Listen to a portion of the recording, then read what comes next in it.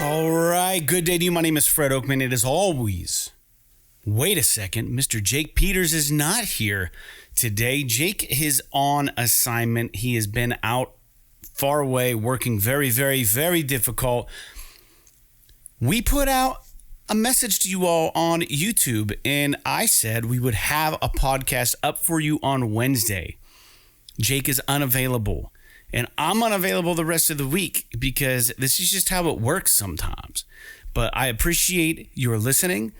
And with that being said, we are P.S. This is Awesome, a PlayStation podcast. This is episode 276 in the show where we share our feeling about the current state of PlayStation. But before we get on with the show, I want to invite you all to subscribe to our channel on YouTube, youtube.com/PS. This is awesome. And if you want to make fun of our trophy list on the PlayStation Network, you can find me at anchorless_81. And Jake, although he's not here today, can be found at JakeSaw01. Jake is my eternal sidekick in this podcast thing that we do, but he is just unavailable for today's show, so I'm going at it alone for the first time, breaking new ground. Going to be a difficult, weird podcast for me to do because there's really no one to bounce any ideas off of. But you can write us if you want to write us. Sean did this recently, and he is a patron.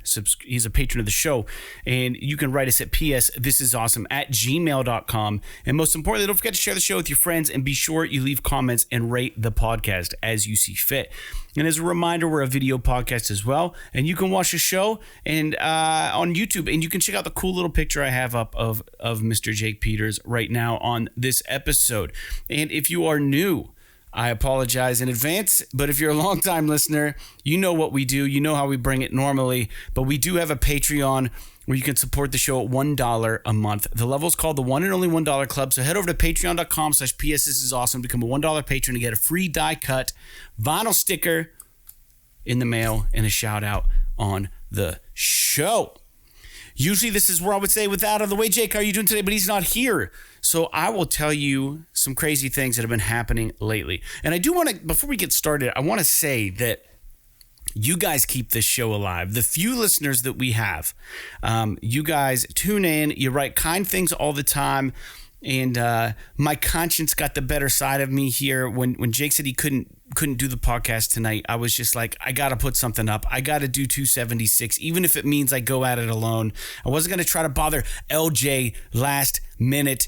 I was going to try to bring my brother in who has not been on a show yet. I wasn't going to try to bother Jacob's brother Josh to bring on the show. We've had a few guests, but it's a little too last minute, and I think I kind of did plan on Jake being available, and I'm not throwing shade. He just got caught up at work longer than he meant to, and by the time he gets home, I'm going to be not wanting to do this, and he definitely needs to get some food in him and get to bed, and he's waking up at 5 in the morning every morning. I'm getting up at 6 every morning. We're recording this on the weekday now. If you want to know why we're doing this today rather than earlier and releasing the show on our regular schedule, which is usually on Mondays, just go to YouTube and listen to my little video there that I put up there. But yeah, so this is what we're normally talking about, what we're doing, how we're doing. I've had an exciting week. Work's been busy. Everything's been good. I've been diving into some games, been getting kind of excited with the change of weather. But there is something really funny that happened. Not funny because nobody got hurt, but also funny because it was just one of those things. So for those who don't know, and you probably don't, two things maybe I'll put in here. My father and I are in a golf league. I am not a great golfer. My father's retired. He's 68, 69 soon. He is not the best golfer either. We're both named Fred. It's really bizarre. We share a birthday, not to get too personal, but we've got a good relationship. And he asked me to be a part of this golf league. And I said, sure, if you can foot the bill, because I don't have it like that. And so we struck this agreement that, yeah, he'll pay for my golf and I'll carry the team the best I can. And we can just hang out. So good deal. I do pay for the car every day or every Monday. We do it on Mondays. And anyway, so he missed last week's round, which was day one of the golf outing. So I got paired up with this dude who was really, really, really good. And we ended up placing first amongst like 20 teams because the guy was just a monster. The guy I was partnered with. But that aside, I was really nervous about that happening game because his back has been messed up a little bit, right? So anyways, I opt to drive us this past Monday. And I do so, and we are at a stop sign, and there's a traffic accident that occurs right in front of us. This guy pulls out in front of somebody, and you can just see it in slow motion. It was really, really crazy, really weird. And, his instinct is to like, well, now we got to wait around because we're witnesses of this. We saw this thing happen, in case there's any kind of doubt what happened. This person, I said, no. I said, we got to get to golf. So I peeled around the accident, and everyone was fine. I mean, they were already moving their cars off the road. Everybody was seemingly fine enough. But that was the first thing that was kind of funny and weird. Anyways, we played golf, and we did absolutely terrible. So now we're like ranked 17th in the league after just one game with our true potential. But on top of that, Mr. Sean was in town, and I missed him. So I wanted to do a public apology to him. It just didn't shake out this time around. Schedules have been really, really tough right now. The weather's getting nicer, and you can't blame the weather for everything. But we had gigs on Friday. We had a really big gig on Friday at this place called the Ironworks, and it turned out really, really well. They want to have us back, which is awesome. And then Saturday, I went and did a show in Erie, Pennsylvania at this place called Jekyll and Hyde's. It was a singer-songwriter thing I got invited down to do, and I did that, and it was fun. Another late night. We have this bathroom trim we're working on in the bathroom. I've never installed trim into tile before, especially when you pay to have nice tile work done. You don't really want to drill into it and cause problems. So all our old trim, I had to sand down and get it all prepped, and we're pretty much there. The wife's putting in some wallpaper. I need to help her with that. So we've got a lot of home projects going on. We're tired. I'm gigging. I'm working full time. We're doing the podcast best we can. So apologies to the listeners. And I know you guys are so cool. You're probably thinking, dude, don't apologize. It's just, we're just happy to be here. And I appreciate that sentiment. And I'm sure that's how you feel for the most part. But because I did post that YouTube video, I just wanted everybody to know that, if we didn't have the Patreon site, and if we didn't have people paying $1 a month, I know it seems lousy, but it's your money, you know what I mean? And you're supporting us, and it kind of holds us to a standard of at least doing everything possible to put out an episode. Now, this is not a traditional episode. It's just me. And essentially what I'm doing, I'll tell you about what I'm playing. We're going to go over some listener feedback, and then we're going to go through some of the news points, and I'll give you a little bit of opinion on that. Usually Jake is the, I guess, the sounding board for a lot of this stuff. So I kind of keep the show running. He offers a lot of opinions, and we bounce things back off of one another. If you're not familiar with the show, that's usually how it rolls. But there were some things that I wanted to kind of go over here with everybody. And I'm still playing. Let me see here, the timestamp here. This is going to be an abbreviated show, just so you guys know. So as far as games we're playing, I'm still playing Final Fantasy VII Remake. And I have Intergrade, but I haven't done any of the additional DLC for Intergrade or the stuff that comes along with it. And this game, I thought I was going to whiz through really fast, just breeze right through it. And I know Jake's playing it. I don't know where he's at right now, but I will say this. It's really well done, but I'm starting to feel the formula in it. It's like, it's good. It's really good. It's smooth. It's buttery. It's everything you want in a remake like this. But it does feel now, and it's just a part of Final Fantasy VII.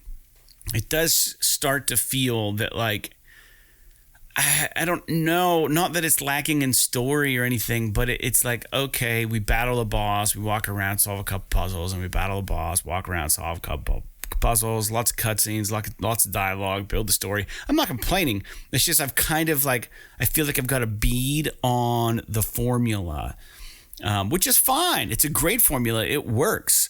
But I'm on chapter 18 now, and I don't want to spoil anything, but we're essentially at the point where you're told there's no coming back from this part. And it seems like I'm going to walk right into one of the final boss battle, if I'm being honest. Because they even tell you, if you don't have enough potions, if you don't have, the materia that you need, or the specs that you need, or the gear or equipment that you need, turn around and get it, because things are about to hit the fan, So that's where I'm at, and I'm almost through it. I haven't played anything else. I've noticed that Darkest Dungeon 2 is now officially released, and you guys know I love Darkest Dungeon 1. It's not on console, and I don't believe it's available on Mac. I think it's just PC on Steam at the moment. And man, if I can get my hands on that game, I'm going to bet your ass I'll be stuck in that for a while. So anyways, let's talk about some listener feedback. We only had one writer. Only one person wrote into the show this time around, and it was Big Box. So Big Box, thanks for writing in. He writes, "Gentlemen, it's a true pleasure to listen to your show at work and hear you interact with the comments section. You make us feel like first-class citizens. Hi, J1." And nice you guys are talking to one another. Appreciate that. I try to build a little mini community here. And then he writes, "No question this week. Just want to let you know you're both beautiful and appreciated." And I'm not going to lie, Big Box, this was the comment that made me feel like I had to do this. This was the specific thing that you said. You said it's a pleasure to listen to the show at work and hear us interact with the comment section. So I'm doing that right now for you, buddy. And I hope you're enjoying your day at work. And I hope that everybody who's listening to the podcast is enjoying their day at work. I really appreciate the feedback. And you guys can write in on our YouTube channel if you're listening to this.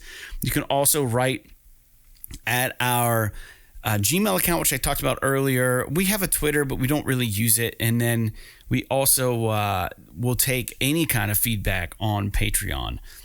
So go over there, subscribe, leave a comment, and you can interact with us there, preferably on Patreon, might I add, but not expected, always appreciated. So with that being said, I want to talk about some video game news that happened this week. And this is going to be a crash and burn podcast episode because, like I said, Jake's not here, and I'm doing this for the sake of doing it, but also to kind of talk about some of the news points. I came up with the notes. I did all the notes for the show, and I just want to kind of go over some stuff. So we get most of our news points. I think most of my news points today have been brought to you by Push Square. They're not an advertiser on our show, obviously, but I comb their site. I comb the PlayStation blog. I comb a couple other websites, and we pull some news from them. We don't ever break news, as Jake says, but we do like to think about it and talk about it and give our opinions on it. And if that's worth anything to you, then you can keep tuning in, and we'll just keep doing it. But yeah, so we are a PlayStation focused podcast. So the first news point is joining Sony's move to raise first party game titles for the new generation of gaming to $70 a game. SEGA recently announced in a financial call, quote, "In the global marketplace, AAA game titles for console have been sold at $59.99 for many years. But titles sold at $69.99 have appeared in the last year. We would like to review the prices of titles that we believe are commensurate with price increases, while also keeping an eye on market conditions," end quote. Now, notably, Nintendo recently released the latest Zelda game, Tears of the Kingdom, and I know people are really jazzed on that, at a $70 price point as well. So this is not just some sort of a fluke, or this isn't something that Sony's just doing. People are noticing, and people are feeling inflation. And we have been really fortunate, I think, with the cost of the development cycle for a game. And I also believe, some might want to think that the advent of the digital era may have some sort of effect in keeping that price point down. And it very well may have last generation. When you think about it, you're not necessarily paying for distribution. You get your stuff on the store, I believe, and then you take a cut from your sales. So much goes differently. The publisher probably gets a piece. Obviously, if it's on the PlayStation Network, Sony's getting a piece. If it's on Xbox, Microsoft's getting a piece. Everybody gets a little piece of this. It's probably very much like how the music industry works. Obviously, it's a little different though, because I sell my physical content as a musician, like my vinyl records, at $20 a piece, which is actually kind of low right now in the market. Usually vinyl are $22, $23, maybe even up to $25 a piece. I sell mine for $20 because I got to work that angle that, like, I know I'm not big shit. So if I can undercut some of these other people a little bit with my vinyl, maybe I can sell enough to get my money back on it, right? But then you think about video games, and it's like, well, digital or physical sales, who knows really where they're at? But I would imagine the trends are with digital sales at the moment. And when it comes to music, when I sell stuff digitally, I don't do it often because I just stream all that shit, and then that has a terrible effect on the music industry's streaming for independent artists, small artists like myself. We don't get to pocket much money doing that at all. I mean, it's a fraction of a penny anytime someone listens to a song. Whereas when digital first kind of came out, people would buy your shit on iTunes, and every song that got sold, I would get like 75 cents. And it would take somebody, because I think they charged 99, then Apple would take a cut. So it was nicer when people actually just bought the tracks digitally, because then I could see more money. Now, when this shit streams, man, I get like a fraction of a penny. So it makes me wonder with some of these streaming services, how these video game developers, I'm kind of off topic, but how these video game developers get paid for that. If it's like a lump sum up front for having their game featured on the streaming platform for X amount of time, or if it's per stream that people play their game, they get a kickback, or like, I'd really like to peel the layers of that onion back and maybe, open the curtains up a little bit and take a peek behind the scenes and see how the numbers play out in those things. But as far as raising the price of video games, we've been really fortunate, with the price point. I mean, I'm not saying that $60 is cheap by any means right now, but I'm also saying that it costs quite a bit to make a video game. And it's interesting that they don't try to sell the digital stuff a little, like $5 cheaper or something, because you're not paying for brick and mortar for a space. You're not paying a distributor to mail those copies out. You're not paying, for the gas and the delivery of the freight or whatever to move all these boxes and pay an employee to put that shit on the shelf. You're not paying for all of that for digital. It's just boom, someone does some work on the back end, it's on the PlayStation Store, and there you go. So to charge $70 for digital and then charge $70 for physical, maybe they just don't want to maybe drive the market too far in one direction or the other. I don't know. If you have something to say about that, let me know. I thought it was interesting. SEGA now is taking a step back and looking at these pricing models, and it looks like, this is going to be the future. And I honestly wouldn't give it too long before it even goes up to 75 or even higher. At a certain point though, you gotta be careful when with your pricing structures, because you sell a game a little cheaper, you're going to move more units, and in the long run, you might actually make more money. There's a science behind it, especially with digital. You'd think the cheaper you can sell that shit, the more you're going to move. You're not actually losing a product. You're not actually paying for anything up front. So if you can price your digital a little less, you might actually come out a little more ahead than charging $70 for digital. That's my point. But who am I? Just a thought. But if they go streaming, it's going to be interesting for everything. But I wonder how video game developers and publishers get paid for their streaming games, the games they have available for streaming. It can't be the same model, obviously. I wonder how they get paid for that. It's probably just like a sign-on fee or something that they get. They get like some sort of bonus for, they get approached and they get a game on a streaming platform, and then they just get like, boom, here you go. Here's a set fee. Here's a set payout for putting your game on our platform. All right, next news point. Next news point is something I could see myself getting sucked into. There's a game called Pool Blitz, and it's free on PlayStation Network for the PS5. I haven't played a pool game since Yahoo Games Pool. Yahoo Games was this thing we used to play in college. It was this online, you could play pool online for free, and it was just a top down of the pool table. Maybe you guys know what the hell I'm talking about. Maybe you don't. But I absolutely loved it, and we got really, really damn good at it.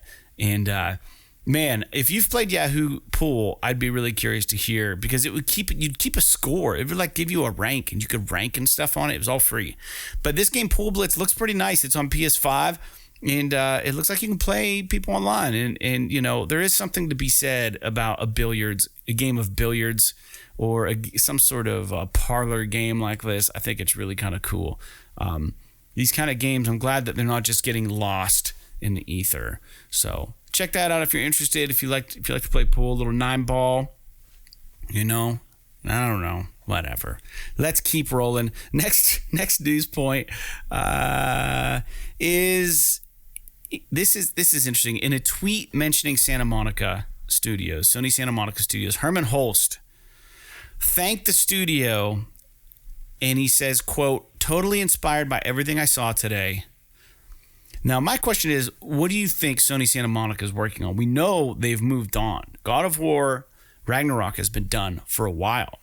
Are they working on DLC? They've already kind of said they weren't doing DLC for this. Is it a new game? Is it they kind of came out and said there's just 2 God of Wars and boom, bam, that's it. They're done with it.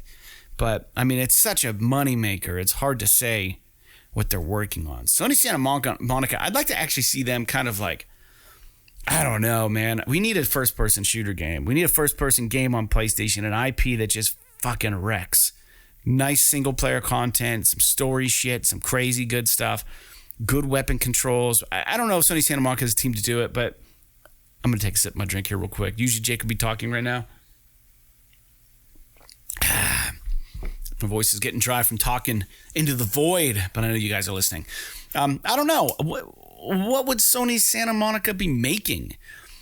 They're probably going to stick to third-person action-adventure. I don't know. It's hard to say. I know that if Herman Holtz was there, they must have had something coming along far enough that would warrant his visit. You know? I would think so. I don't know. It's kind of tough to say. And they are PlayStation Studios. They are first person. I'm kind of curious. I'm jumping on their website right now, and it looks like they're just talking. Their website is all about hiring, studio life, big pictures of Kratos, stories. They've got stories from different people, the lyrics of God of War. There's really no indication here of what that they're working on anything, really. There's nothing. But I'm going to try to pull up some of their game titles, some of their past games. Looks like God of War Ragnarok, God of War Ascension, God of War 3, God of War 2, God of War in Connecticut. And then external development games. They worked on some Twisted Metal shit. What if they're working on Twisted Metal with the new TV show coming out? I wouldn't be surprised about that. They might be a little familiar with that a little bit. So, I don't know. Actually, that's not a bad idea. Maybe a new Twisted Metal game from Sony Santa Monica. I mean, I guess it's possible. I still think that a Twisted Metal in VR is the way to go. If you want to sell that unit, that would be awesome. But I will shut up about that. You write in, you let me know what you think Sony Santa Monica could possibly be working on that Herman Holst went and saw and was totally inspired by.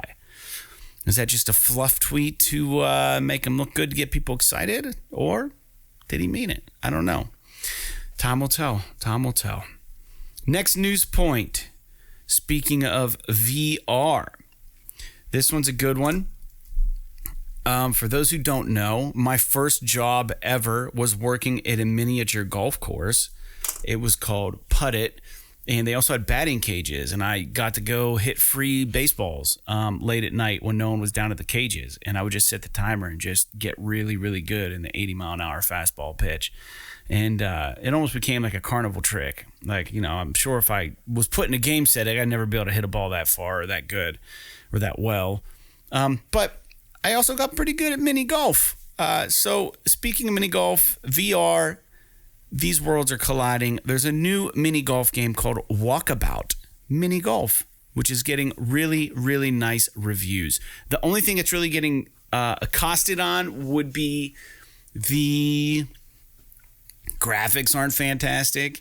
But I mean, really, does it need to be great? I mean, they say that the handling, the putt, the motion, the feel is really, really, really astounding and good. Now, they did say there were some issues with, you know, if you know how to hold a golf club, you interlock the fingers and you kind of do one of these and you golf this way. But they say if you do that, it's kind of tough with the controllers and stuff, you know. So you kind of have to probably do one of these to golf. Kind of like how you hold a baseball bat would be my guess. Some sort of weird motion there. Maybe you golf one-handed. I don't know. I'm kind of curious about it, but this is definitely something I could see myself getting into or trying. I need to get back in and beat Moss Book 2.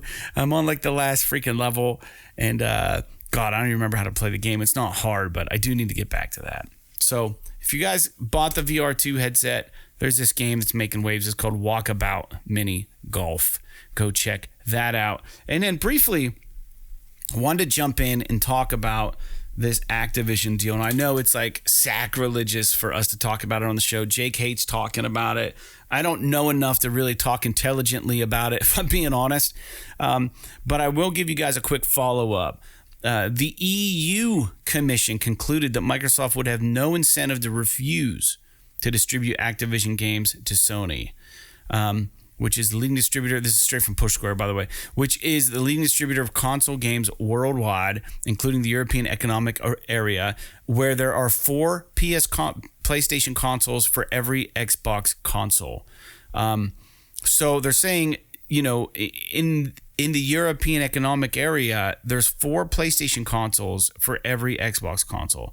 And they say that this decision, well, this is what I say, is in direct conflict with the decision that was rendered with the UK CMA, which only goes to show that there's absolutely no right or wrong way to weigh in on this, which is why it's really silly for us to cover. You know, everyone's going to have an opinion. What's that saying? They're like assholes. Everyone has one.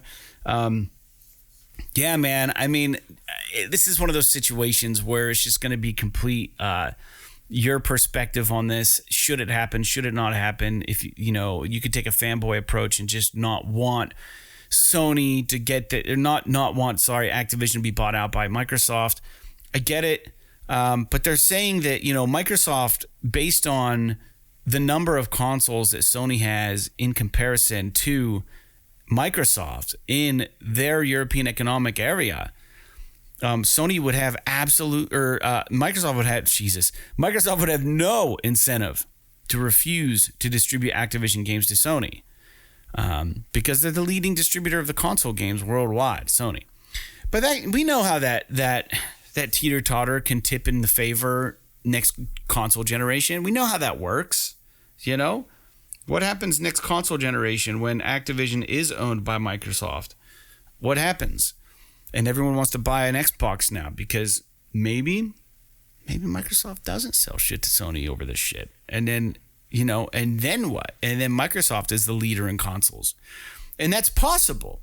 This is the eternal struggle between these companies that is constantly battling out. And you can't fault either one for doing what they're trying to do. I mean, Microsoft has an infinite well of money, seemingly, compared to Sony, and they can pretty much just buy whatever they want. But at a certain point, are they going to get so bogged down? Are they going to get so bogged down that they can't even keep track of what they own? And then, you know, is it a monopoly is the question. Should they be able to do this? I don't know. I personally would rather no studio get purchased by Sony or Microsoft. But I'm not against them developing studios from the ground up for their consoles. But to buy out a studio with such a lineage as Activision just seems crazy to me. But it may happen, I guess. I don't know. This thing is back and forth. Like I said, I'm an idiot when it comes to this shit. I don't know what I'm talking about. There are other people way more knowledgeable about this than Jake and I. So we're just going to move on to the next news point. You can chime in on the comments if you want to say something about that. Now, this next one is kind of weird. This one's not really great news, but maybe it's, you know, it's one of those things where perspective is everything in life. You know what I mean?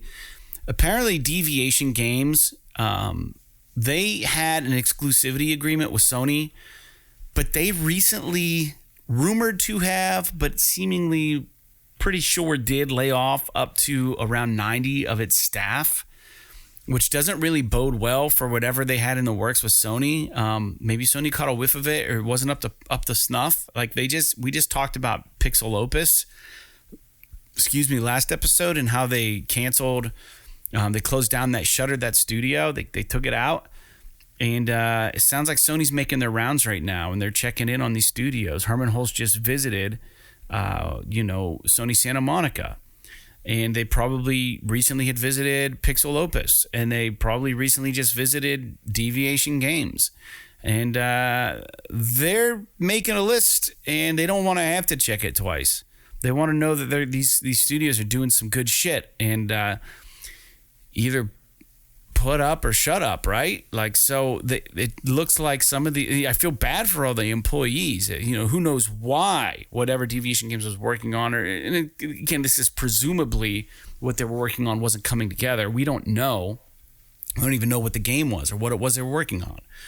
There's some rumors that it was some sort of first-person game, but anyways, that's that, and that's kind of sad for the employees, but somebody has to pay the piper at some point. And, it's quality control. So Sony has the one thing that Microsoft doesn't, and it's that they're the gatekeepers to the content. And, especially the stuff when they have agreements with these studios, they have an investment in a situation where gatekeeping is, typically referred to nowadays as like a bad thing. It is a necessary thing for Sony to do because they have no excuse to put out anything subpar. And if they are putting out subpar stuff, then that is only more incentive for people to hop ship and go over to Microsoft and Xbox, right? And you get into that thing. But like, even if they put out subpar shit, it's better than what fucking Microsoft has coming out right now. I'm not trying to be a fanboy, but it's truly just how I feel. Holy shit. Yeah, I don't know. It is what it is. But yeah, so yeah, Deviation Games laid off some people. Are we going to see a studio closure? I don't know. Did they have the wrong team? Did they have the wrong staff? I don't know. Did they lay off these people for another reason? Are they not getting shut down? I don't know. We don't know. We can only speculate, and it's people's lives, so I'm not going to speculate anymore. We're going to move onward to the next news point, ladies and gentlemen. All right. You guys know what Summer Games Fest is, right? Comes around. Jeff Keighley has this fucking thing. All these, we're not getting a E3. This is kind of, we mentioned this several shows back. This is the thing to look forward to this summer. Summer Games Fest is June 8th. It's just around the corner. I'm recording this on May. I actually don't even know what today's date is. May 16th. So we do know Activision, Bandai Namco, Capcom, Devolver Digital, CD Projekt Red, Epic, Gearbox, Square Enix, Warner Brothers, and so many more are going to have a presence at Summer Games Fest. What we're going to see is a whole nother story. I guarantee we see stuff from the new Gollum game, the Warner Brothers game. I guarantee. I think that's Warner Brothers working on that. I'm not certain. I think it is. Who the fuck knows who's working on that? This is where Mr. Peters would say, it ain't that. It's blah, blah, blah, blah, blah. I'm going to tell you 1 second. Gollum. Lord of the Rings. Gollum. If I'm right on this, I'd be so proud of myself. Publishers, Daedalic Entertainment, Nacon, Daedalic Entertainment, developer Daedalic, so I'm wrong on that. So anyways, it's upcoming. Who knows if that's going to be shown? It's so funny. Yeah, so I corrected myself. Look, guys, humility is one of the best things to suffer on a daily basis. It keeps you grounded. It keeps you honest. Keeps you being able to wear other people's shoes. It's so important to be able to do that. So there we go. I screwed that up. But Summer Game Fest, June 8th. Check it out. Let me know what you want to see there, and we'll comment it on our next show. We are going to go back and do another show this upcoming Monday. So we're going to record this weekend. So don't fear, ladies and gentlemen, there will be episode 277 on Monday. But we're going to keep rolling. Keep on rolling. Jake and I have talked about Goodbye Volcano High several times and how we're not sure if this game's for us, but it was kind of interesting. Goodbye Volcano High has been delayed again. It's been pushed out to August 29th. And all I can think about is just like they're trying their best. They're doing everything possible. Now, they might have moved it for a strategic reason. They may not have. But just if anyone had that on their radar, you're going to have to wait a little bit longer for Goodbye Volcano High. This game was announced, I think, along with the PS5 or some shit. Maybe I know it was announced a while back, and we've been wondering where this game is. So I think it looks kind of interesting. I don't know. You tell me. What do you think? And then one of my favorite games on the PS5, you guys got to hear me gush about it, I'm sure, is Plague Tale Requiem. If you have not played this fucking game and you're at all interested, you probably should play the first one, but Requiem is so good. It's such a good game, and you guys really should be checking this shit out, man. You're sleeping on it. I'm telling you, you're sleeping on it. But it now... you have no excuse to not try it if you're interested, because it has a free patch that now permits you to play the game at 60 frames per second. Plague Tale, a Plague Tale. What's the first game? A Plague Tale Innocence is got a patch for PS5, and you can play that at 60 already. So they put a little more work into this, the sequel, and it's 60 also. And man, it's a long game, but it is beautiful. It's one of my favorite PS5 games right now. Hands down, it's one of my favorites. And I really think that there's something there for a lot of people.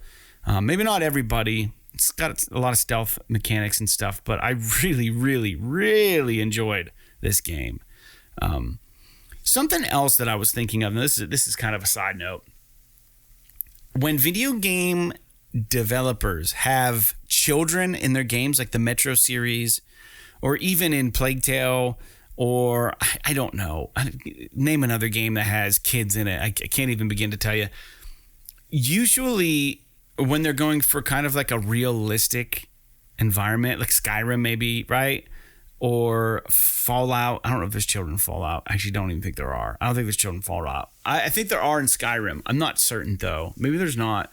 But I feel Bethesda was really bad at this, even if they don't do it. But where I'm driving at here is like kids always look really fucking goofy in video games. Like they don't get it right.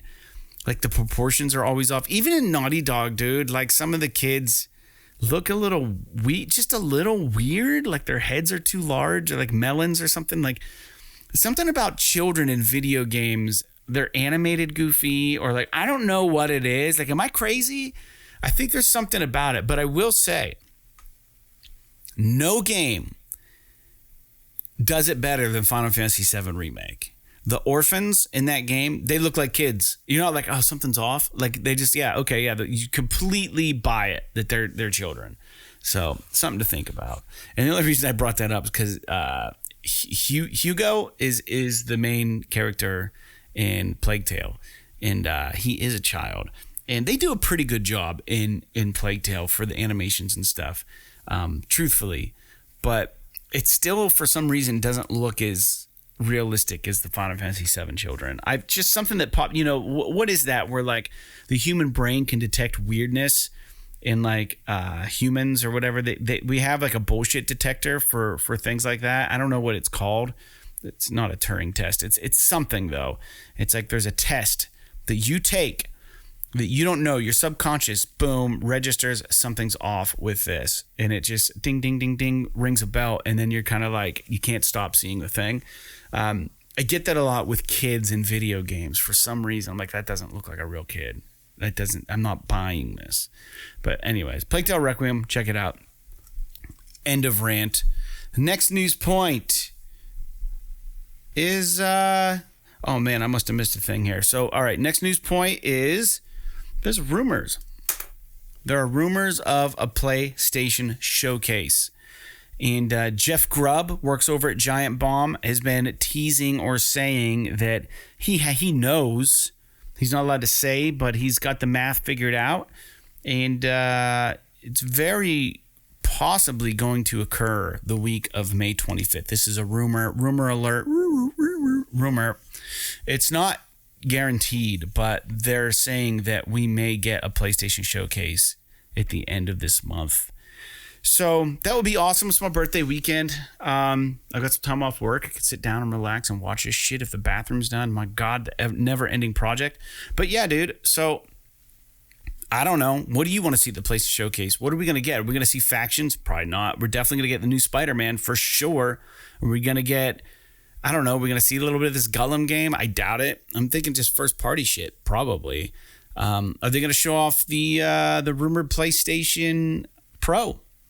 Or this PlayStation 5 Slim? Are they going to announce a rollout of games to Plus subscribers? They're going to announce any new features. What have they kept under lock and key that we may get treated on if this thing happens? Is now the time for Half-Life Alyx? I don't think Half-Life Alyx is going to come to PSVR 2. I really don't. I wish it would. But I don't think it's going to. But shit, man, I don't know. Who knows what's going to come out? I 100% guarantee you we're going to see something for Spider-Man. Would it be cool to see some Ghost of Tsushima stuff? Yeah, some new Ghost of Tsushima would be awesome.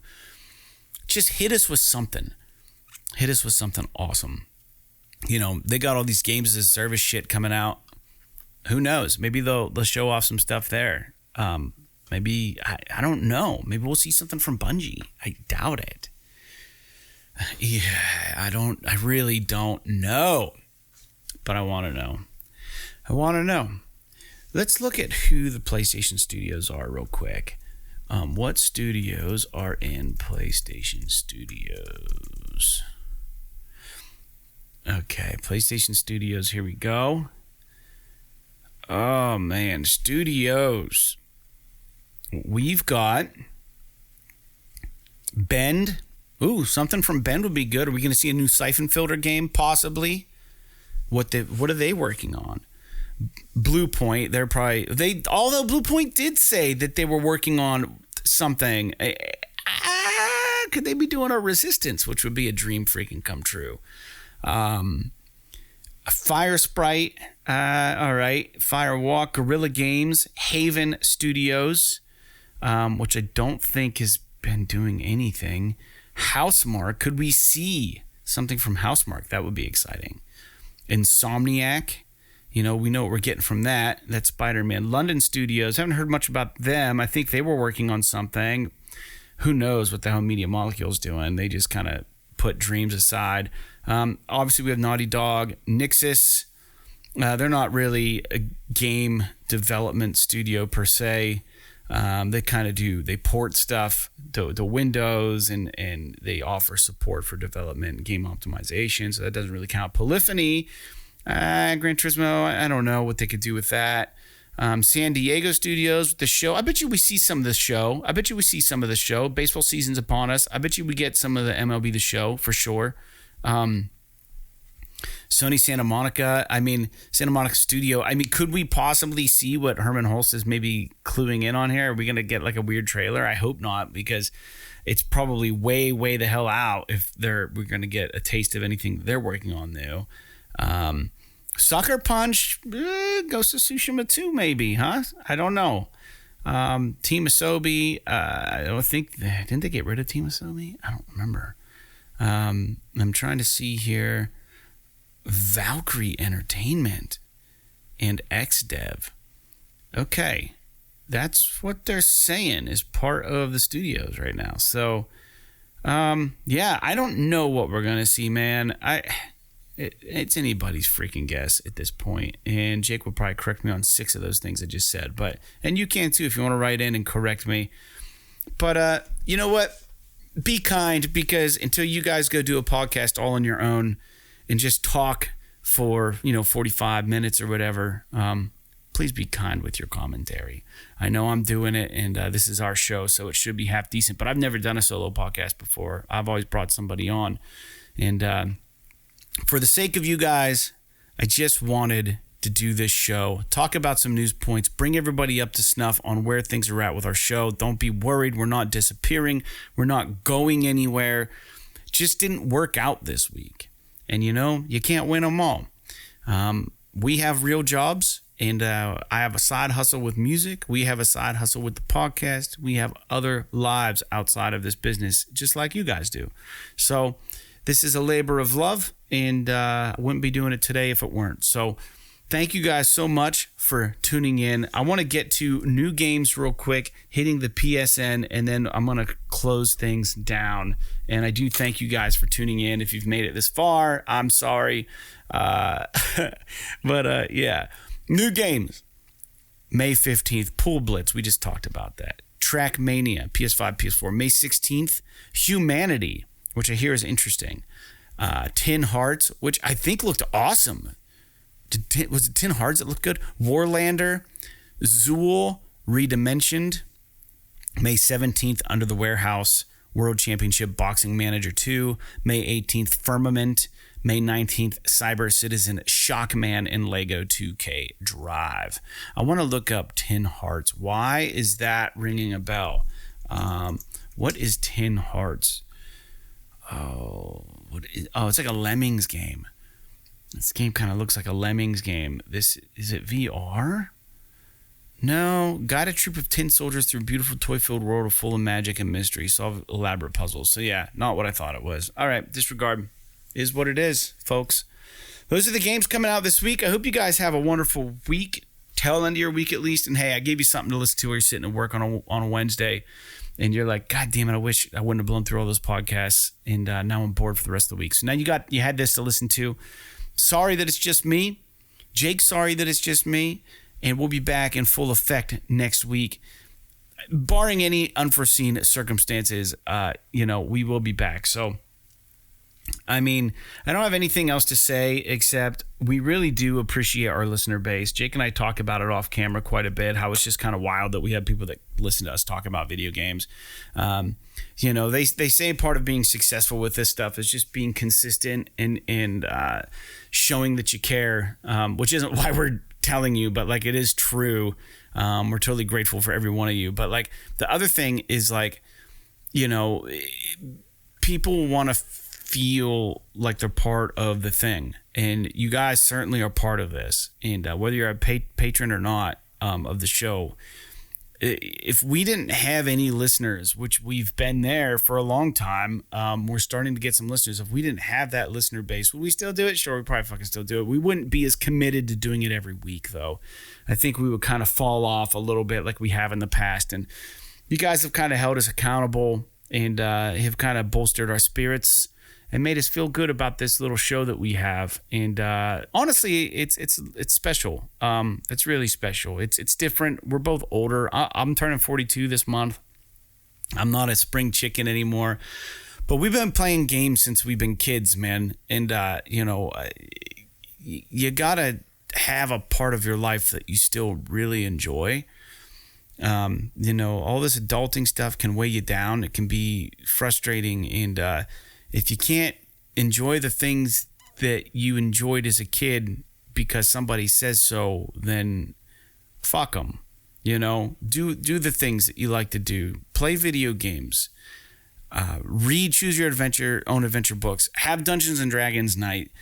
Collect G.I. Joes. You know what I mean? Collect them. They're cool. They're cool as shit. It's fun. Be a nerd. Be a geek. Whatever you want to call it. And I say that in a loving way, in an endearing way. Do the things that you love to do because, one of these days you're not going to be able to. That's just a fact. So happy to spend the day with you guys. Thank you for tuning in to episode 200. God, I don't even know what episode it was. 276 of PS. This is awesome. You can tune in every Monday, with the exception of this week, which it's airing on Wednesday, or just as soon as I get it out. I'm just going to put this shit out as soon as I can. It'll be almost Wednesday by the time you get this. And again, if you like the show, if you want to give us a little booster shot in the arm to raise our spirits and keep us moving, leave us a kind word, leave us a comment. It's really fun to interact with y'all, and we appreciate it. And I'll shut up because I can ramble for a bit, and I don't want to be that person right now. So I got some stuff I got to get to, but we'll be back next week. And thank you for tuning in and listening to those news points I thought were relevant. And hopefully you saw the funny graphic I put up on the YouTube channel of Jacob. And, if you didn't, make sure you go tune in, subscribe over there. All right, guys. So this is going to be Weird Without Mr. Peters. Like Kid Icarus, which I don't think is a PlayStation game, but I put it on there because it's a great game. First time for everything. Kid Icarus, King Oddball, and the King of Fighters. P.S. This is awesome.